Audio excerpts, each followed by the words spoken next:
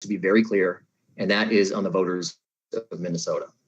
We have to make sure that every legally cast ballot is counted. The lawsuit was brought by Minnesota State Representative Eric Lucero, who is a Republican presidential elector.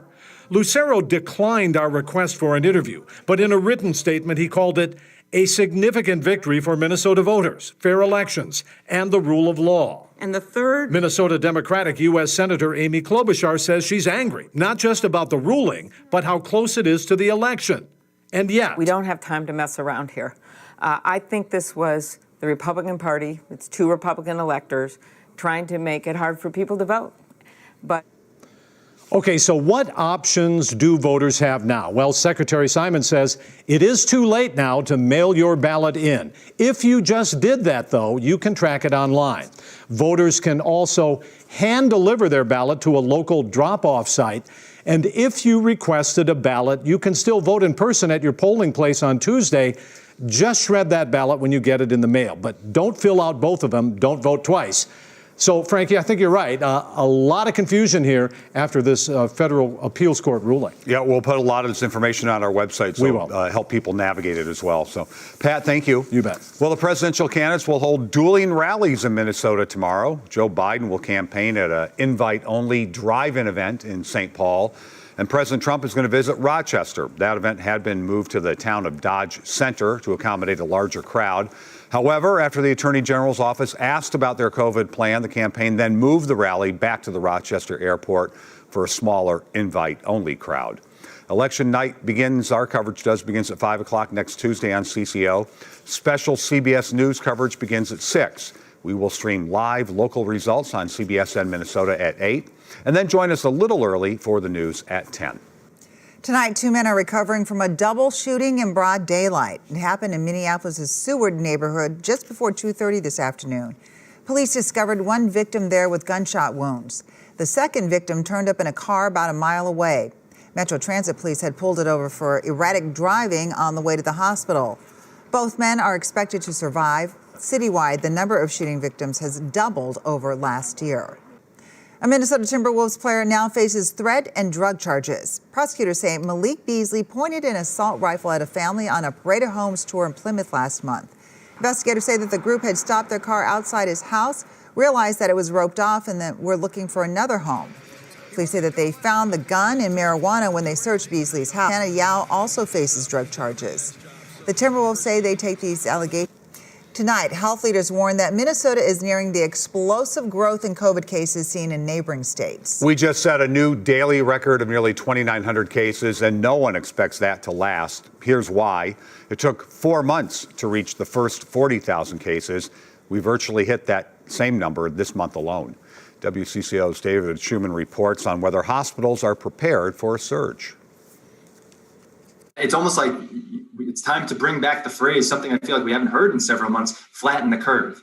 I agree with you, for sure. This flatten the curve has to come back. Alarming, concerned, scary. All are words Minnesota health experts used Thursday for what we're seeing in the numbers. More people are in the hospital with COVID right now than at any other point during the pandemic. We have kind of a red status for a few areas and yellow status for a few others. So I think it's probably best to categorize that as we're feeling fuller. Department of Health Commissioner Jan Malcolm says the surge isn't from 1 or 2 big events either, but from thousands of smaller individual decisions. That puts Helen Strike's employees at risk. She's the president of Regina and River Falls hospitals in the Allina Health System. The more community spread there is, the more concern we have about having caregivers who are able to come to work. The good news is hospitals are better equipped now for COVID patients than when this all started.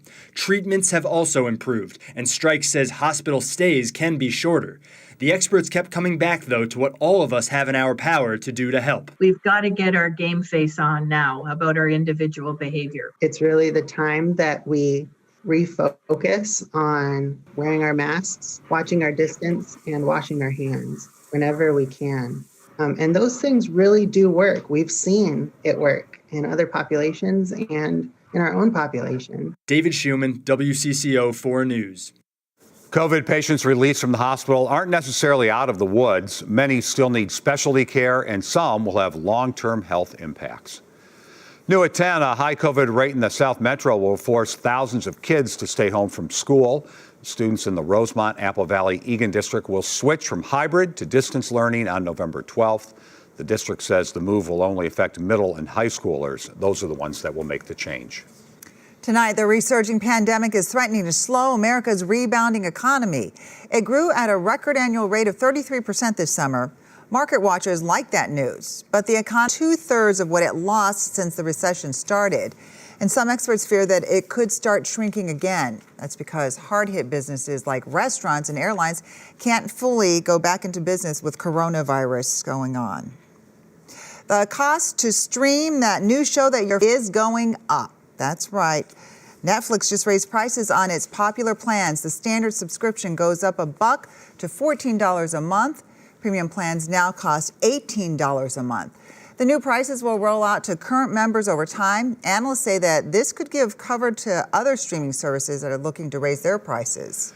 A big event in a small Wisconsin town will go on with some changes. The American Birkebeiner in Hayward typically draws 40,000 spectators and skiers from around the world.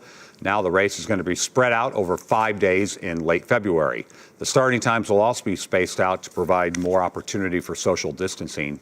Because of the pandemic, skiers can participate virtually and finish the race wherever they are. Wherever you are could see light snow tonight. That is why the weather watcher is green. Chris is also tracking roller coaster temperatures and when it could hit 60 again. Plus, Black Friday deals start early. What shoppers need to know to ensure their packages arrive before Christmas. But first, take a ride. Just down-to-earth, grassroots type of flying. From the historic Stanton Airfield. Engine not included. Here we go. As we go fighting Minnesota next.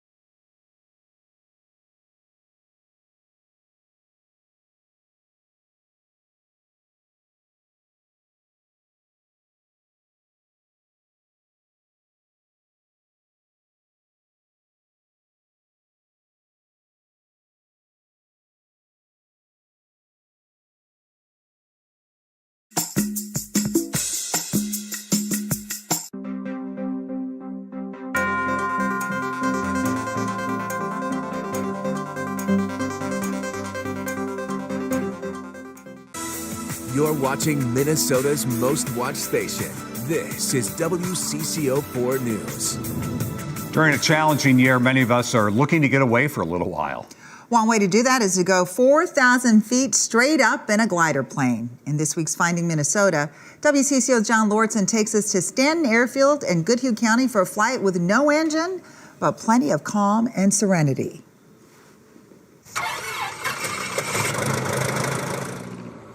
During World War II, President Roosevelt called the president of Carleton College to see if the school would help with pilot training. That's how Stanton Airfield was born. It's just kind of down-to-earth, grassroots type of flying. Today, everything from Cessnas to Warbirds to powered parachutes